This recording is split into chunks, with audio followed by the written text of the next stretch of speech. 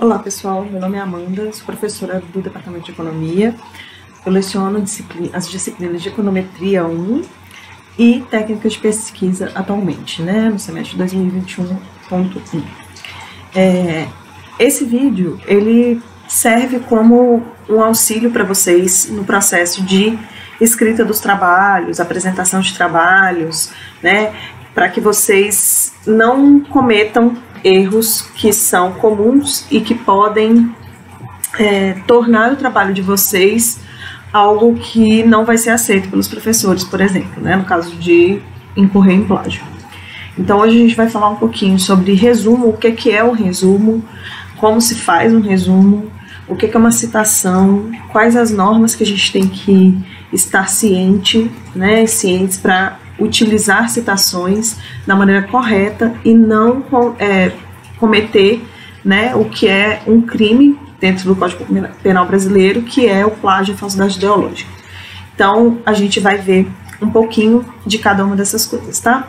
Esse é um conteúdo que faz parte da ementa da disciplina de técnicas de pesquisa, foi modificado para essa apresentação e pensado que quanto antes vocês tiverem contato com essas informações, antes vocês vão criar o hábito de fazer esses trabalhos, esses documentos da maneira correta, certo?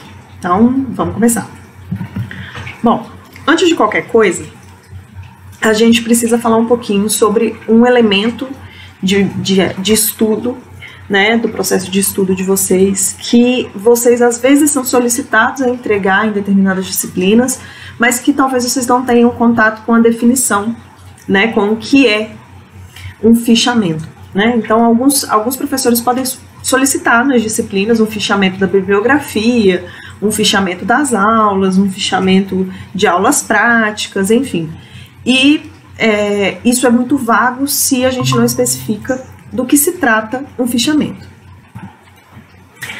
Então, sendo a ficha algo que a gente é solicitado por diversas vezes a fazer, é importante que a gente entenda do que elas tratam, qual a relação delas com outras formas textuais que também são solicitadas em diversas disciplinas, em diversos momentos na vida acadêmica de vocês. Então a ficha nada mais é do que um conjunto de anotações que você utiliza normalmente para uso próprio, para o processo de estudo. Existem outras definições na literatura sobre fichas? Existe. Por quê? Porque numa época anterior a de vocês, a gente não tinha a possibilidade de carregar as informações em todas as informações possíveis, inclusive artigos científicos, em um simples HD externo, por exemplo. Então, a gente tinha que lidar com todos esses materiais em sua forma física, Então, livros, mesmo que fossem papers, em journals, em publicações científicas, tudo era físico, tudo era material. E aí, as fichas ganhavam uma importância muito maior, porque carregar 1 tera de informação, hoje, a gente carrega num aparelhinho do tamanho de um celular, mais leve que um celular até. Antigamente, carregar esse mesmo 1 tera de informações significaria encher uma sala de livros, papéis, de revistas, publicações, enfim. Então, não havia a possibilidade de transitar com facilidade com toda a bibliografia que era demandada para um estudo, seja para um estudo para uma prova, seja para um estudo para uma publicação, para o desenvolvimento de um trabalho, para a escrita de uma monografia, enfim. O processo de organização do conhecimento, ele exigia um volume físico de material muito grande. E as fichas ocupavam nesse processo um papel fundamental, que era o papel de você poder carregar de uma forma mais simples e com menor volume, mas ainda assim volumosa, com menor volume, essas referências que você precisava. Então, elas eram utilizadas para diversos tipos de anotações, de diversas formas, sobre o mais variado tipo de documento e fonte de conhecimento, Então, a gente tinha, por exemplo, a necessidade de anotar se eu tinha que consultar um livro, por exemplo, numa biblioteca, e eu não tinha como tirar esse livro dessa biblioteca, ou eu não tinha como tirar todos os livros que eu precisava. A gente tinha que anotar numa ficha, um pedaço de papel mesmo, aonde esse livro estava, dentro da biblioteca, em qual prateleira que eu encontrava, qual que era lá a codificação da biblioteca para que eu encontrasse esse livro, porque também não tinha computador para pesquisar, né, aonde que o livro estava. Então eu precisava dessas informações, né? Ou então, por exemplo, eu estudei em um livro e estou fazendo a minha interpretação do que eu estou lendo. Estou lendo aquilo e estou fazendo o meu resumo, que é esse conjunto de informações que você faz uma leitura de outro autor, a gente vai ver a definição mais para frente, e aí eu não tenho como levar aquele material original comigo. O que que eu faço? Eu faço um fichamento daquele material. Então o fichamento, ele é um processo de escrita, de anotar as coisas que são importantes de um determinado documento de consulta, certo? E aí, a gente pode ter fichas de vários tipos. Por exemplo, a ficha de referência, ela está presente até hoje em todas as publicações, sejam elas livros ou, por exemplo, monografias, né? Então, a ficha de referência está presente em todas as publicações. Então, nesse caso, a gente tem um exemplo de uma ficha catalográfica, né? É esse elemento da dissertação de uma pessoa que está publicada, que está armazenada numa biblioteca e que contém um resumo das informações pertinentes para a catalogação desse documento. Então, por exemplo, tem o nome do autor, o ano de publicação, um resumo pequeno do sobre o que esse trabalho fala, né, sobre o que esse documento fala, o número de folhas, o tipo de encadernação, que é uma dissertação, de qual universidade, quem foi a orientadora, quem foi a co-orientadora e em quais páginas está a bibliografia desse documento. Então, isso é um tipo de ficha, né? Além dessa ficha de referência, né, que é uma ficha de catalogação, a gente pode fazer uma ficha que compreende o resumo, ou seja, um compilado que eu faço com a minha linguagem, a gente vai falar mais sobre isso, e que me serve como ferramenta. Então, por exemplo, quando vocês anotam o que o professor está falando em sala de aula, o que o professor está falando em sala de aula, o que vocês estão fazendo ali é uma ficha, né? É uma ficha de comentário, é uma ficha de resumo, é uma ficha de destaque, né? Você copia o que está no quadro e vai fazendo setas em volta para destacar coisas que o professor está falando. De forma desorganizada, né? Se a gente organizasse essa sua desorganização, isso caracterizaria uma ficha. Ou seja, ficha é um documento organizado, né? É uma forma organizada de catalogar informações das mais diversas sobre os mesmos documentos. A gente pode catalogar informações diversas sobre o mesmo documento. Por exemplo, no exemplo da dissertação, eu posso ter a ficha de referência, eu posso ter uma ficha que contém o resumo dessa dissertação, eu posso fazer uma outra ficha em que eu anote os comentários da banca de defesa, por exemplo, ou comentários feitos pelo avaliador naquele trabalho, ou os comentários que eu vou fazer sobre aquele trabalho no que diz respeito a como aquele trabalho me ajuda a compreender um determinado assunto, né? Outra coisa, eu posso fazer uma ficha dentro da minha busca por informações em que eu faço um contraponto entre um trabalho e outro, ambos dentro da mesma área de conhecimento. Eu posso fazer uma ficha de localização, que é a menos comum, né? Mas ainda existem materiais que não são digitais, né? Então, a gente ainda tem essa demanda. E eu posso fazer também uma ficha sobre essa mesma dissertação em que eu destaque, né, e transcreva ipsis literis citações de partes do texto que são relevantes para mim e coloque ali a referência correta de em que página está aquela informação, né? Qual é o ano da publicação daquela informação, para que eu possa fazer uso dessas citações da maneira correta depois. Assim como para que eu possa encontrar aqueles trechos que eu demarquei como relevantes numa segunda consulta que eu fizer aquele mesmo documento, certo? Então, as fichas são elementos de estudo, basicamente.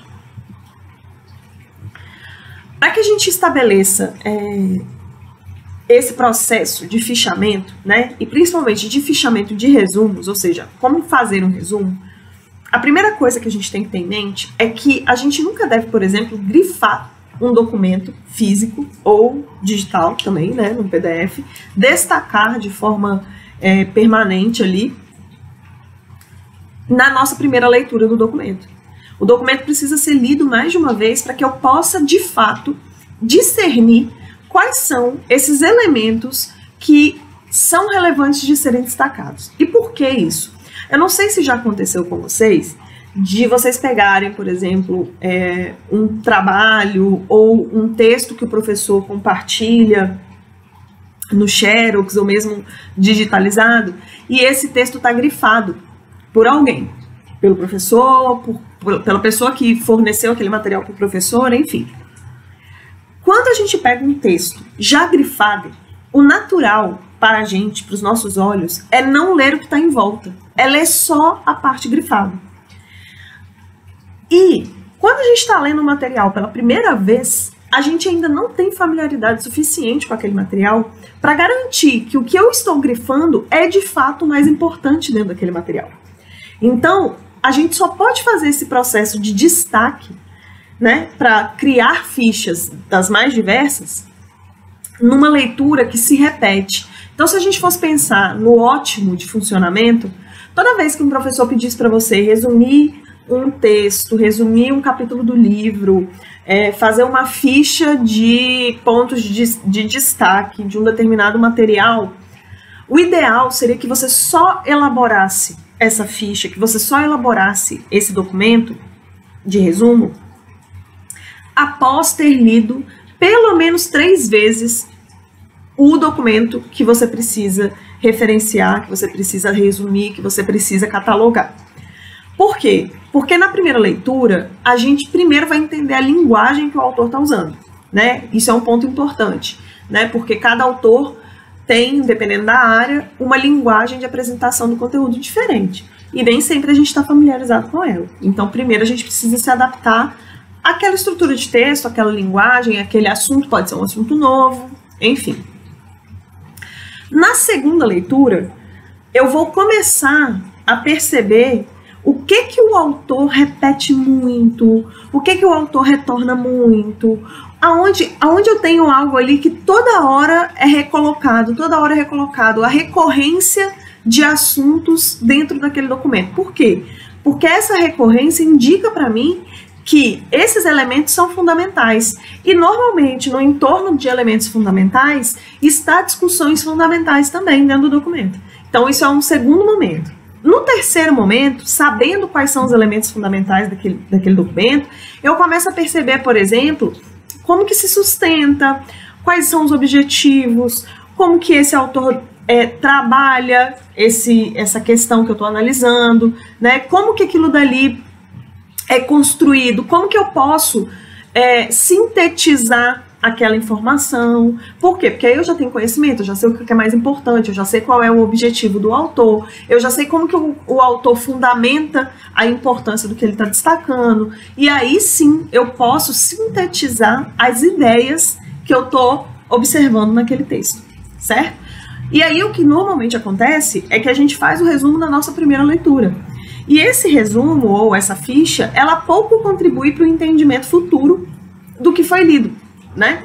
Muito provavelmente, quando você for usar essa ficha, você não vai ter vantagens no uso dessa ficha, porque você não fez isso com critérios, né, que te levem a juntar as informações que de fato são importantes para você, né? E talvez você tenha que voltar e reler todo o documento de novo.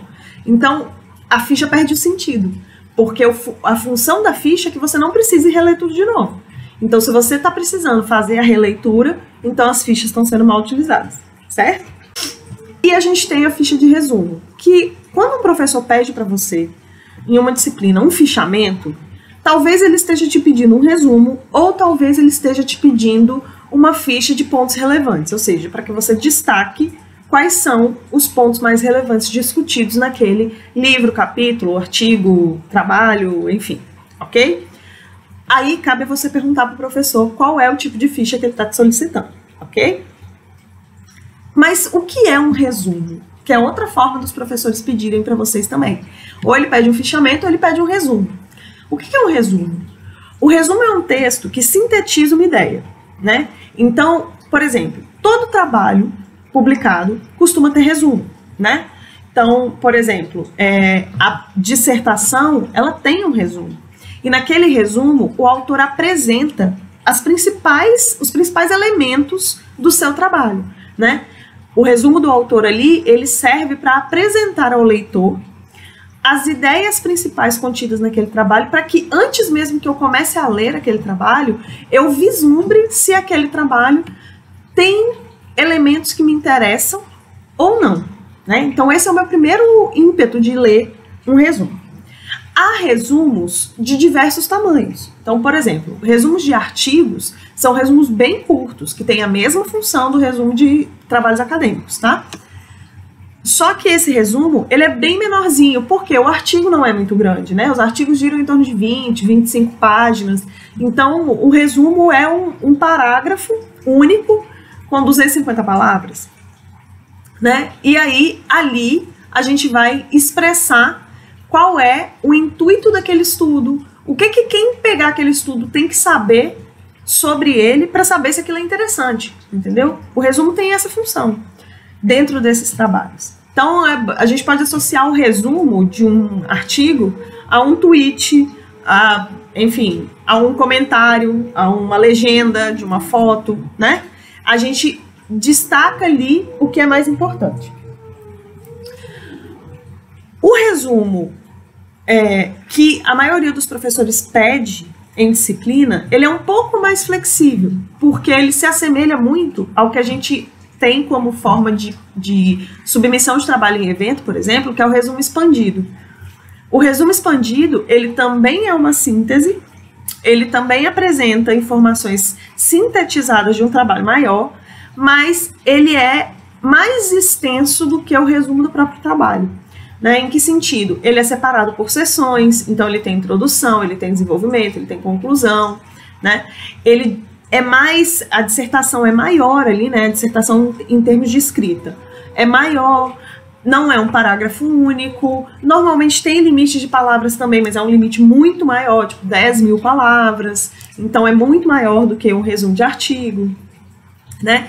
E ele traz mais informações do que um resumo de 250 palavras, mas ele não abarca todas as informações do documento original, do trabalho total, né? Então, o resumo que seu professor pede, normalmente se aproxima mais desse tipo de resumo expandido. E aí, cabe ao professor definir para você como que ele quer esse resumo, né? Se ele quer esse resumo em um único parágrafo, com até, sei lá, quantas palavras, enfim, isso o professor que tem que definir para você. Essa estrutura física do resumo, ela não é fixa, tá? Isso é definido. É importante a gente ter em vista o seguinte: diferente desses resumos que eu estou citando, que é o resumo da dissertação, o resumo da monografia, o resumo do artigo, o resumo expandido, esses resumos que eu estou citando, eles são elaborados pelo próprio autor do trabalho. Então é alguém que escreveu aquele conteúdo. Então ele pode resumir, por exemplo, transcrevendo uma frase. Ele pode pegar uma frase inteira que está no seu conteúdo e transcrever no resumo que está tudo bem. Por quê? Porque aquele documento é um documento único. Então não tem problema ele fazer uso da própria construção textual dele. Quando eu estou fazendo um resumo de algo que eu li, de algo que eu aprendi, de algo que eu preciso aprender, aí a coisa muda de jogo, muda de figura. Por quê? Porque aí sim eu não posso me apropriar daquilo que foi escrito por outra pessoa, né? Então eu tô ali resumindo, eu tenho que, primeira coisa, utilizar uma linguagem formal. Então, para quem há pouco tempo fez o Enem, quem fez o Enem recentemente teve que fazer uma dissertação, né? Uma redação dissertativa. A linguagem que a gente escreve no resumo é uma linguagem de redação dissertativa, ou seja, a gente escreve em terceira pessoa, a gente apresenta as informações, mas a gente traz a nossa percepção daquelas informações. Então eu li lá o capítulo do Mankiw, por exemplo, e aí eu vou fazer um resumo desse capítulo. Eu vou apresentar as informações segundo a minha visão. Sendo algo que você percebe sobre aquele tema, sobre aquele assunto, sobre aquele documento que você está resumindo, é natural que a gente queira concatenar as ideias segundo a nossa própria visão. Isso é algo que o resumo não comporta. Então, independente da estrutura de resumo, né, o resumo deve sempre seguir a ordem de apresentação das ideias que está no documento resumido. Então, a dissertação, por exemplo, quando o autor faz o seu resumo, a ordem das informações dentro do resumo está condizente com a ordem das informações no corpo textual da dissertação. Então, isso é algo que a gente tem que se preocupar. A gente não pode ir e voltar. A gente tem que seguir a ordem lógica que o próprio autor utilizou para escrever o seu trabalho. Tá? Isso é algo que não é facultativo, né, no resumo, é necessário. Outra coisa, a gente não deve, em hipótese alguma, fazer transcrição do texto original quando nos é solicitado um resumo. Entre outras coisas, porque se a gente não souber fazer essa transcrição, a gente vai estar cometendo um plágio. E o objetivo de se pedir um resumo não é o de que você faça transcrição. Por quê? Porque se fosse para transcrever, bastava te pedir para ler. Você não precisaria resumir o trabalho, você não precisaria fazer uma análise crítica, uma análise individualizada do que você entendeu, né? Uma outra coisa que a gente não pode ter no resumo é a sua opinião. A opinião de quem escreve o resumo não está no resumo, ok? Mesmo a opinião do autor da dissertação, quando ele vai escrever o resumo da sua dissertação, contém opinião. Resumo, por definição, não carrega avaliação de valor, né? Não tem subjetividade. É um texto objetivo. Ah, mas eu não vou fazer algo de acordo com o que eu entendi? De acordo com o que você entendeu. Mas se a pessoa falou laranja, você não vai entender abacaxi. Entendeu? Então, assim, é da forma como você compreende, mas sem que você faça uma análise crítica e sem que você inclua informações que não estão contidas no resumo, no texto original. O seu resumo não pode trazer informações que não estavam no texto original, tá? É outra coisa que é fundamental. Então, não deve ser feita análise crítica, a análise é subjetiva, a análise é objetiva e não subjetiva. Além disso, não há inclusão de ideias que não estejam no documento a ser resumido e não há transcrição sem citação correta dos autores do responsável pelo documento que está sendo resumido, ok? E o que é uma citação? Né? Que a gente pode, inclusive, fazer uma ficha só de citação, né? Mas a gente pode incluir citação também fora de fichas. É exatamente você transcrever ipsis literis um trecho no documento que você está lendo, incluindo erros de digitação, erros de pontuação, repetição de palavra de forma errada. Mesmo que esteja errado, você tem que reproduzir daquela mesma maneira. Isso tem que ser feito segundo a norma brasileira da BNT, que é a NBR 6023, que define como cada tipo de documento será referenciado dentro de um texto e no capítulo de referência bibliográfica, ok? Então, a gente precisa saber referenciar. Toda citação, tudo que eu reescrevo, o que alguém disse, o que alguém escreveu, que eu vou transcrever essa informação num documento, e todo o trabalho que vocês entregam na universidade é um documento, tudo que vocês forem transcrever, tem que ser destacado. Como? Entre aspas. Então, aquela frase, aquele trecho, ele tem que ser posto entre aspas. Tem que ser indicado o número da página em que aquele trecho se encontra, né? O nome a autoria do documento original e o ano de publicação do documento original. E tem que ser exatamente igual ao documento original. Se você fizer um corte no texto, no meio do documento, né? Então, assim, no meio do texto do documento original, fulano falou isso, aí tem mais um monte de coisa e você quer botar um outro trecho que faz parte, sei lá, do mesmo parágrafo. Mas você quer suprimir uma parte porque aquela parte não é importante para você. Você tem que destacar, inclusive, que entre aqueles elementos de texto que você está transcrevendo, existia um outro conteúdo que você não transcreveu e você faz isso utilizando parênteses e reticências, ok? Então, citação tem norma, tem regra. Colocou no texto, não fez segundo a norma, isso se chama plágio. Plágio é crime, então não pode fazer, ok? Então, lembrem-se sempre disso. Transcreveu o que outra pessoa escreveu, ou seja, copiou o que estava escrito num trabalho, num documento, num livro, num capítulo de livro, e entregou isso como atividade avaliativa. Se você não estabeleceu a citação da forma correta, é plágio. E aí você pode ter, o professor tem total liberdade para abrir sindicância, para não considerar a sua atividade, né? Por quê? Porque é fraudulenta. Então eu não posso. É a mesma coisa da prova, quando você cola na prova, né? Quando você pede para alguém fazer a prova para você, eu não preciso considerar a sua nota, porque, né? Fraude. Não tem jeito. Agora, e quando que eu faço comentário? Né? Quando que eu leio um texto e faço uma análise crítica? Porque isso também pode ser solicitado. Não é comum de ser solicitado, porque a gente costuma dizer que a análise crítica exige conhecimento longo, né? Exige conhecimento aprofundado. Como vocês estão aprendendo as coisas, né? Nesse momento, mesmo que vocês já estejam no final do curso, é um processo que é recente, né? É um aprendizado que é muito recente, que não foi ainda aprofundado, levado a níveis, né, mais elevados. Para que você faça crítica de alguma coisa, você precisa ser um conhecedor profundo daquilo. Então, por exemplo, um crítico de cinema, ele é alguém que estuda cinema, né? Que assiste tudo, que estuda a história dos diretores, dos autores, dos atores, do filme, enfim. Um crítico gastronômico é uma pessoa que às vezes frequentou uma faculdade de gastronomia, é uma pessoa que tem uma vivência de experiências gastronômicas, né? E aí ele pode, então, criticar, né?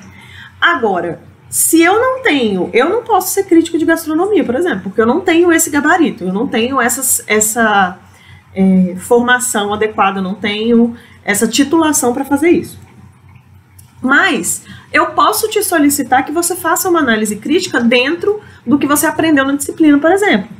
Né? Você aprendeu a parte teórica lá, o professor discutiu com você, pede para você ler um documento, um artigo e fazer uma análise crítica com base naquela visão teórica que você está desenvolvendo. Então, por exemplo, você vai escolher se aquele autor tem uma visão heterodoxa ou ortodoxa.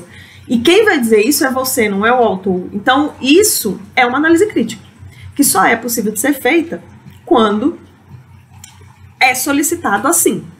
Então, se o professor te pedir uma análise crítica, ele tem que te indicar que é isso que ele quer que você expresse a sua opinião. A análise crítica, ela configura uma resenha e não um resumo, ok? Então, sempre que há comentários, né, dentro da ficha, isso se caracteriza como uma resenha e não como... Bom, gente, então vamos focar no que é um resumo, né? Há definições várias, vocês vão encontrar em muita literatura definições diferentes de resumo. Essa definição do Lancaster, ela pega muito nisso que eu comentei com vocês sobre o texto objetivo e todas essas características do resumo. E por que, né, que essa definição do Lancaster é interessante? Porque ele ressalta que você deve fazer com suas próprias palavras, né, a interpretação do que está posto no texto. Pode ser que no processo de resumo a gente não interprete como o autor gostaria que a gente interpretasse, mas isso faz parte do processo, é a sua leitura com base no seu conhecimento, com base na sua bagagem, certo? Outras definições também, né, que relevam aí, que põem em destaque o fato de que o resumo, ele é uma apresentação sintética, sintetizada. Ou seja, o resumo, assim como outros tipos de ficha, ele serve como instrumento de estudo.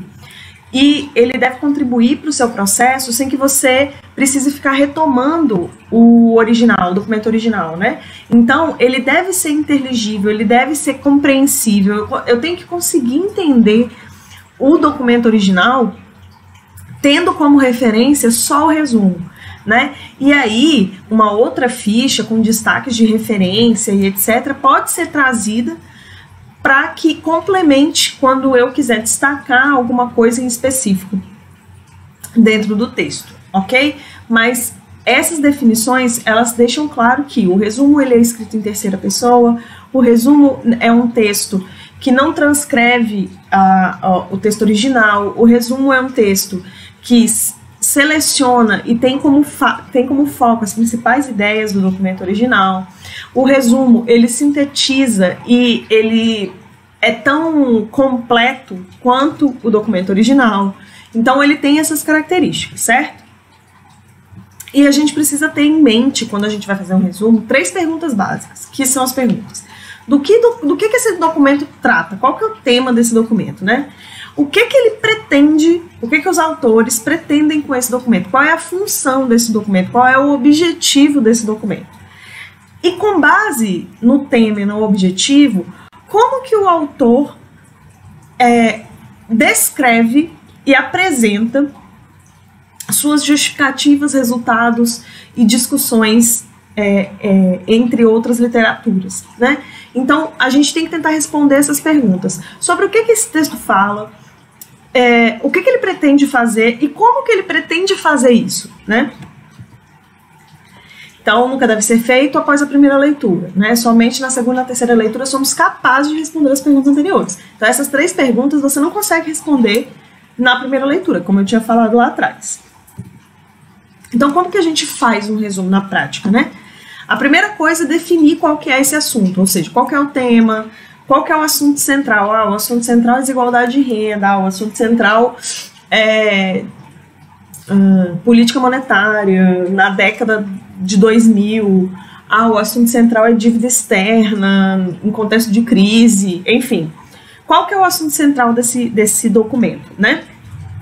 Além disso, o que o autor está tentando descobrir ou discutir sobre esse assunto? Porque só o assunto não me diz qual que é a contribuição do autor em relação ao assunto. Ele só localiza esse documento para mim, né? Dentro de uma lógica de vários assuntos possíveis. O próximo passo é, no processo de leitura, e aí na segunda leitura, você perceber aqueles elementos que são repetidos várias vezes, que eu comentei, né, que destacam o que é de mais importante dentro do documento original, e sintetizá-los de modo que não haja mais tantas vezes essa repetição dentro do resumo, como tem dentro do documento original. Nesse processo, você também faz uma limpeza, tirando do texto, né, ou não levando para o seu resumo discussões que são acessórias dentro da escrita do autor, né? Então, coisas que o autor traz para a discussão, mas que não tem tanta relevância assim dentro do tema, são apenas acessórios de justificativa, acessórios de fundamentação que o autor utiliza, tá?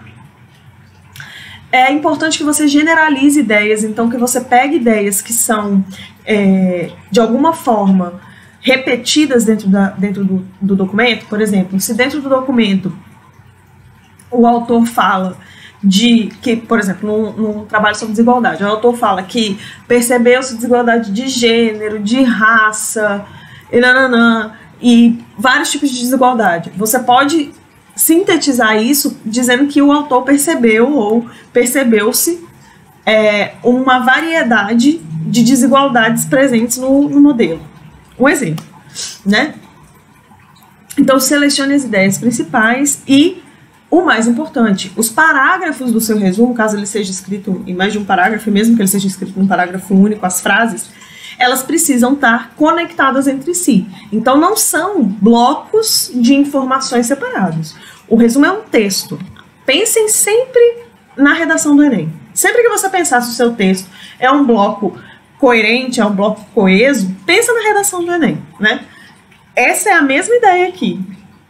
Os parágrafos, eles precisam conversar entre si, né? Eles precisam estar conectados.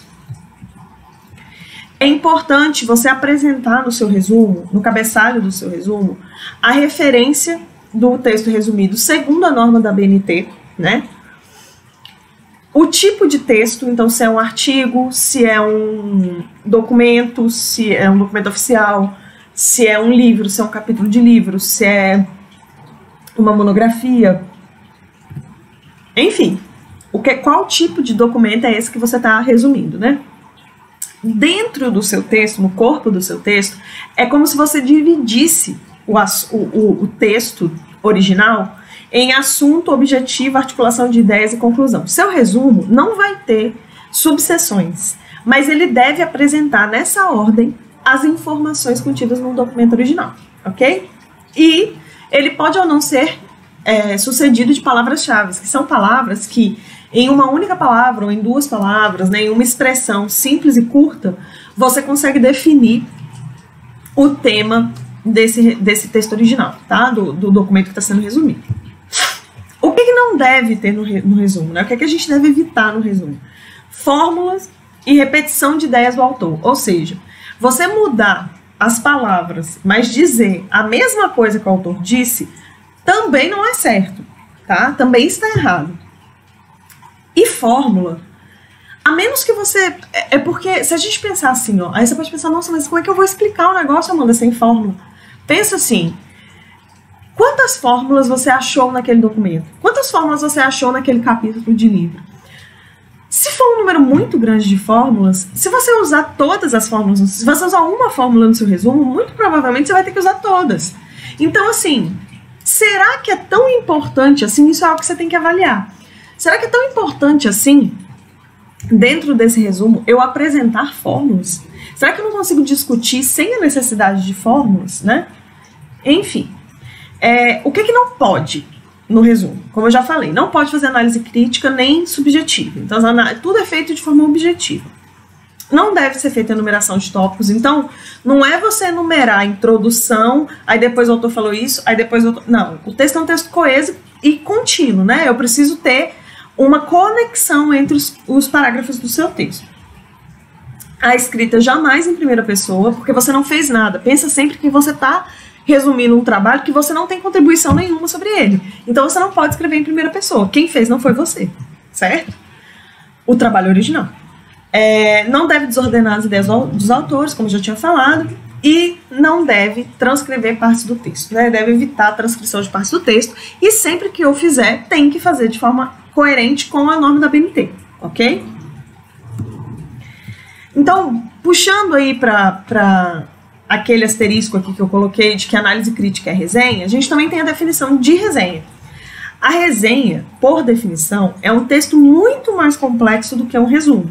Porque na resenha a gente pormenoriza o detalhamento das coisas, a gente apresenta todas as características, inclusive características de formatação do documento, enfim, né?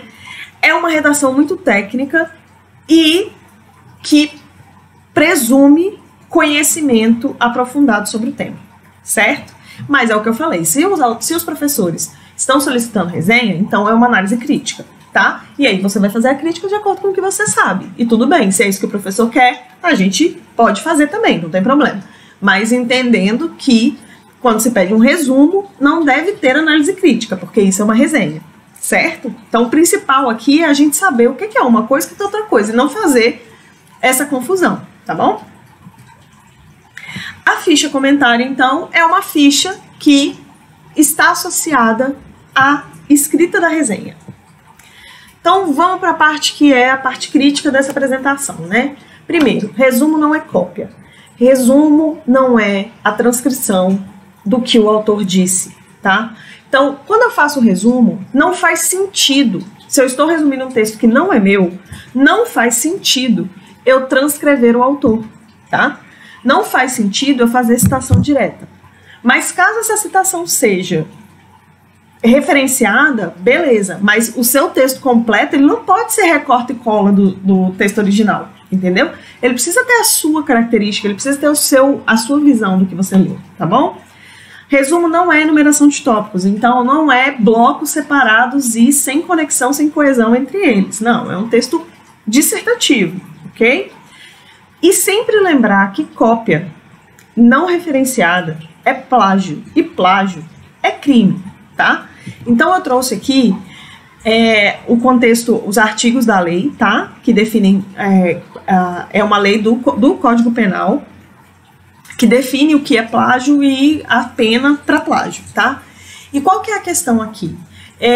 Se eu utilizo um texto que não é meu, entrego isso num trabalho, numa prova, numa dissertação, numa monografia, numa tese, em documento, vocês têm que pensar sempre que a prova de vocês é um documento. E é um documento que se contiver plágio, pode ser protestado perante a lei, pode ser questionado perante a lei. Então, por exemplo, o professor lá da teoria econômica pediu um trabalho, você fez plágio, ele pode abrir uma sindicância contra você na universidade, né? Então, assim como todos os outros professores podem fazer. Então, então eu não posso copiar. Você pode, só que aí não é cópia. Você tem que fazer uma citação. E para fazer citação, tem regra, tem norma, tem lugar, né? Tem todo um contexto. Por exemplo, não se faz citação em prova, né? Não faz sentido você fazer citação em prova. Não na economia, pelo menos. Por quê?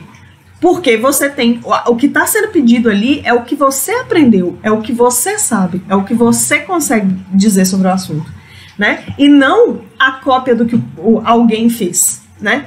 Então, a gente tem que ter esse senso crítico de que a gente está aqui para andar com as próprias pernas, para a gente aprender a andar com as próprias pernas. Então, tem que ficar muito claro para todo mundo que não pode fazer cópia. Por exemplo, se você copiar o trabalho do seu colega, isso já é plágio, né? Isso já é plágio.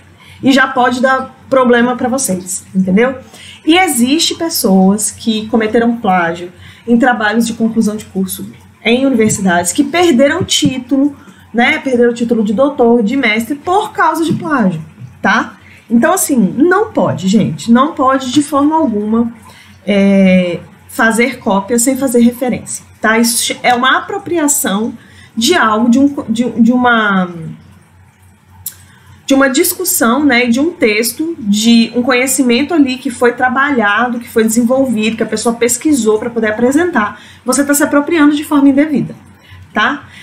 No final, eu vou indicar para vocês um perfil do Instagram de uma nutricionista que fez uma grande discussão sobre plágio e eu acho que é importante que vocês vejam, porque até em rede social, se você copia o texto de alguém e posta sem dizer que o texto é daquela pessoa, você está cometendo plágio, tá? Se você copia uma imagem de alguém sem dar a devida referência, o crédito a quem merece o crédito, você está cometendo plágio. Então, por exemplo, você não pode usar uma figura de um outro artigo no seu trabalho sem fazer referência àquele artigo. Como se aquele gráfico, por exemplo, tivesse sido feito por você. Aí você pode me dizer assim, Amanda, mas eu poderia ter feito. Poderia, mas não fez. Quem fez foi o outro. Então você tem que fazer referência, tá? E tem formas de fazer referência para tudo quanto é tipo de coisa. Seja texto, seja figura, seja gráfico, seja publicação na internet. Se a gente pega algo que alguém escreveu, que é de autoria da pessoa, e copia, a gente está cometendo plágio. Mesmo que isso não esteja publicado, escrito, sacramentado. É plágio, tá? Então, assim, tenham muito cuidado com cópia de documentos, cópia de livros, cópia de artigos, cópia de capítulos de livro, ok? estejam atentos a isso, porque, principalmente no ensino remoto, isso tem sido algo muito difícil para os professores, porque a gente tem recebido muito plágio. E a gente tem que lidar com isso, e a gente não quer prejudicar os alunos, mas a coisa cresce, a gente precisa agir, a gente não pode se omitir, porque senão, se a gente se omite em relação a isso, a gente é conivente, né? Então a gente não pode ficar omitindo. Então é importante que vocês tenham consciência de que isso é crime e que pode sim ser movida uma ação, né, dentro da universidade contra alunos que cometem plágio. Outro ponto importante é a questão da falsidade ideológica. A falsidade ideológica é, por exemplo, um colega fazer algo para você, né? Ou você utilizar um conteúdo de outro como se fosse seu, né? Ou seja, eu vou pegar prova antiga de uma determinada disciplina e vou simplesmente apagar o nome do aluno que entregou lá no Word, vou botar meu nome e vou mandar para o professor. Isso é falsidade ideológica. Também é crime. E também é passível de punição. Então não dá pra gente tratar essas coisas como uma coisa, fez uma vez, tudo bem. Não. Esse é o tipo de coisa que, assim, vocês podem até achar que a gente não percebe, mas a gente percebe. E a gente não quer que vocês, por inocência ou por falta de informação, cometam esse tipo de erro e sofram qualquer tipo de consequência, sendo que vocês não estavam cientes. Mas a ausência da ciência, né, não estar ciente da regra, não te torna idôneo quanto à punição. Ou seja, se você não leu, se você não buscou saber, se você não se informou sobre as regras, isso não garante a você que você não vai ser punido quando você cometer o erro, né? Isso é um princípio dentro até da legislação, mas enfim, não sou advogada, não tenho cacife para falar isso. Mas isso é algo que eu aprendi na minha graduação, que o desconhecimento da lei não inocenta o indivíduo, certo? Então, se você comete um crime, e mesmo que você não saiba que aquilo é crime, você vai responder por esse crime do mesmo jeito. Então, a gente tem que lembrar que a gente está falando de crime. Plágio e falsidade ideológica são crimes. Então, comprar trabalho, comprar prova, usurpar prova, né? Ou seja, fazer uso de uma prova que não é sua, como se fosse sua, um trabalho que não é seu, como se fosse seu, isso é falsidade ideológica. E pode ser punido, não só na lei, mas como dentro da universidade, antes até do que a punição legal. Então, sempre lembrando que todo documento, tudo que vocês entregam como atividade, como avaliação dentro da universidade, é documento oficial. E aí está assinado por vocês, está com o nome de vocês, com o ID de vocês, com o IP do computador de vocês. Então, assim, não pode vacilar nesse sentido. Agora vocês têm a informação, então busquem sempre fazer da forma correta. E aí, por fim, o artigo 307 da mesma lei, que define falsidade ideológica, né, que estabelece como que você comete falsidade ideológica, né, e quais são as possíveis penas, incluindo multa, enfim. Então, agora eu vou compartilhar com vocês o perfil do Instagram que eu comentei. Acho que é um tema interessante que vocês deveriam, e é uma forma diferente de falar. Ela está falando sobre uma área que não é a nossa, né, que é nutrição, mas no fim, plágio é igual. O que rege a lógica do plágio e da falsidade ideológica é a mesma coisa, é a mesma regra, é a mesma lei para todas as áreas, né? E lembrando que vocês não estão sob uma norma de conselho de ética, mas vocês estão, assim como todos nós, abaixo de uma lei que estabelece o que é o correto e o que é o errado. Então tá aí, ó. A nutricionista é a Lorela Barbie, o arroba dela é @NutriLorelaBarbie, e tá nos destaques dela essa discussão sobre plágio, que ela sofreu ela teve que processar uma pessoa por plágio em rede social. Então ela vai discutir essa questão e é bastante fácil de entender, né? E para que vocês possam fazer citação em trabalho da forma correta, sem estar cometendo plágio, utilizem essa norma da ABNT, que tem o código NBR 6023. Eu vou deixar disponível com a coordenação o PDF dessa regra de citação, e aí a coordenação distribui para vocês, ok? Então é isso, obrigada, gente, até breve.